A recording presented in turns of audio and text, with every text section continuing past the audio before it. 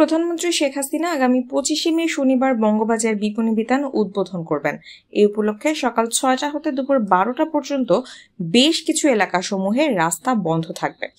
বঙ্গবাজার বিপণী বিতান উদ্বোধন উপলক্ষে ডিএমপি কিছু ট্রাফিক নির্দেশনা দিয়েছেন। ডাইভারশন পয়েন্ট সমূহ হচ্ছে হাইকোর্ট ক্রসিং, গোলাপশাহ মাজার ক্রসিং, সরকারি কর্মচারী হাসপাতাল ক্রসিং, বাংলাদেশ এশিয়াটিক সোসাইটি অমর 21 হলের সামনে, Phulbaria crossing, Chankharpul crossing, Nimtali crossing. এমত অবস্থায় সম্মানিত নগরবাসীকে উল্লিখিত এলাকাসমূহ বিকল্প রাস্তা ব্যবহার করার জন্য ডিএমপি ট্রাফিক বিভাগ অনুরোধ করেছে। উল্লেখ্য, গত বছরের 4 এপ্রিল বঙ্গবাজার কমপ্লেক্সে সংঘটিত ভয়াবহ অগ্নিকাণ্ডে ক্ষতিগ্রস্ত ব্যবসায়ীদের পুনর্বাসনের জন্যই ঢাকা দক্ষিণ সিটি কর্পোরেশন নতুন করে বঙ্গবাজার পাইকারি নগর বিপণী বিতান নির্মাণের উদ্যোগ নেয়।